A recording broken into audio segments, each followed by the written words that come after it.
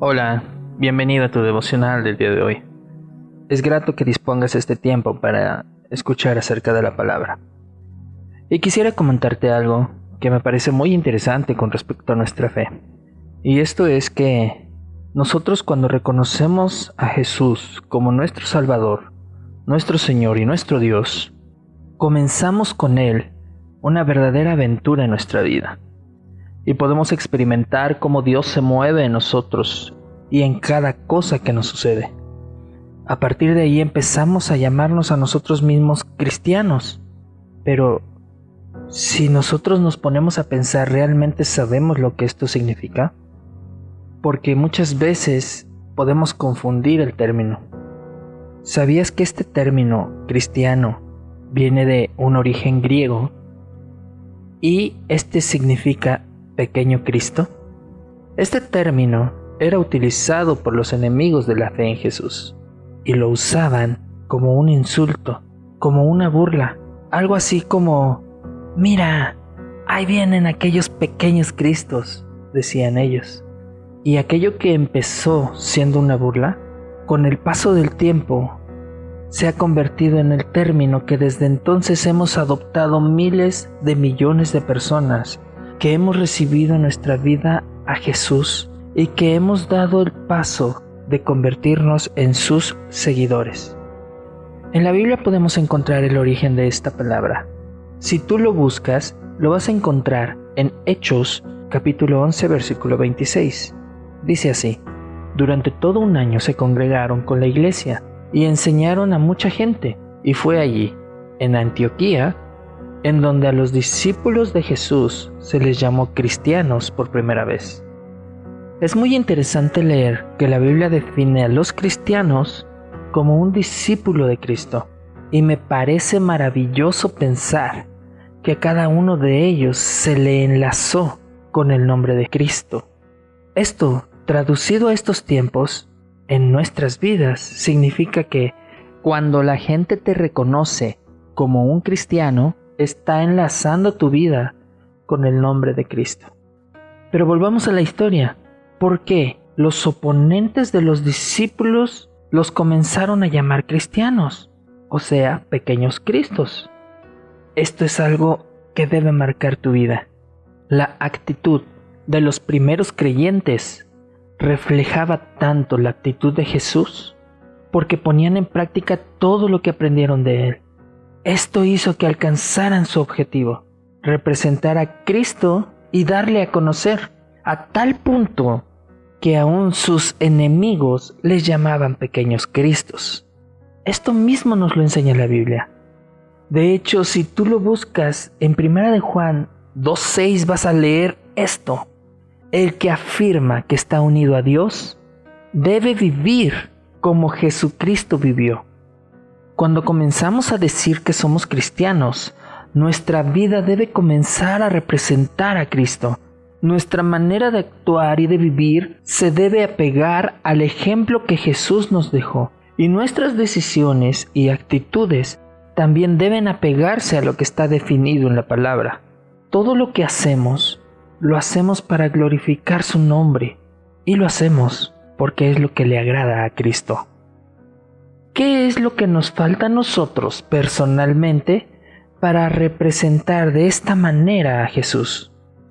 A veces perdemos tanto tiempo comparándonos con los demás y juzgándonos unos a otros, aventándonos versículos de la Biblia y golpeándonos con malas actitudes, viviendo solo de manera religiosa, que olvidamos nuestra verdadera misión: conocer más a Dios, pasar tiempo con Él y darle a conocer.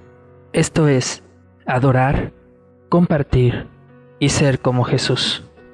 Tenemos la gran comisión de parte de Jesús, que debemos de ir y hacer discípulos a todos lados, en todo tiempo, en todo lugar. Encontrar a todos aquellos a quienes hablarles del Evangelio, compartir de la buena noticia, predicar en tiempo y en destiempo. Ese es nuestro objetivo. Y en la medida en la que nosotros conocemos más a Dios y pasamos tiempo con Él, más se impregna nuestro carácter de su naturaleza. Ahora bien, sabiendo esto, entonces, ¿cuál es la actitud que debemos mostrar como cristianos que agrade a Dios y que le glorifique? Eso lo vamos a poder leer en Filipenses 2, versículos 5 al 8. Dice así: tengan unos con otros la manera de pensar propia de quien está unido a Cristo Jesús. Versículo 6. El cual, aunque existía con el mismo ser de Dios, no se aferró a su igualdad con Él. Versículo 7. Sino que renunció a lo que era suyo y tomó naturaleza de siervo, haciéndose como todos los hombres y representándose como un hombre cualquiera. Versículo 8. Se humilló a sí mismo, haciéndose obediente hasta la muerte en la cruz. Sabes, en este pasaje se pueden ver algunos rasgos de la naturaleza de Jesús, pero vamos a destacar solo algunos de ellos. Podemos ver su sumisión al Padre. Jesús aceptó renunciar a todo para hacer la voluntad de su Padre. Escogió confiar en Él y seguir el camino que el Padre había trazado para Él. De la misma manera, nosotros tenemos que aprender a confiar en lo que Dios está poniendo en nuestra vida y seguir siendo sumisos ante su voluntad. Su compasión. Jesús era amigo de los pecadores y sabía pasar de largo de las miradas y de los juicios de los demás para ir directo al corazón de aquellos que le necesitaban. La Biblia dice que cuando Él veía a las multitudes como ovejas sin pastor, Él tenía misericordia de ellos. Del mismo modo, nosotros tenemos que aprender a tener misericordia de aquellos que no tienen quien les guíe y enseñarles, mostrarles lo que la palabra nos enseña y presentarles a nuestro Salvador. Su humildad. Jesús es el Rey de los cielos, Rey de reyes, Señor de señores, 100% Dios, y sin embargo se hizo siervo de los hombres hasta morir en la cruz. ¿Cuántas veces nosotros no hemos podido entregar algún aspecto de nuestra vida? Por ejemplo, el orgullo. Su obediencia, a pesar de tener la autoridad de que puede pronunciar solo una palabra y hubiese sido defendido por legiones de ángeles, Él decidió obedecer al Padre hasta cumplir en la cruz con su voluntad. Y nosotros tenemos que aprender de esta forma de obedecer la voluntad de Dios, aunque tengamos que sacrificar algunos aspectos que nos agraden o que deseemos, pero mantenernos siempre pegados conforme a su voluntad. Cuando nuestra vida se rige por este ejemplo, es imposible que los demás dejen de notarlo.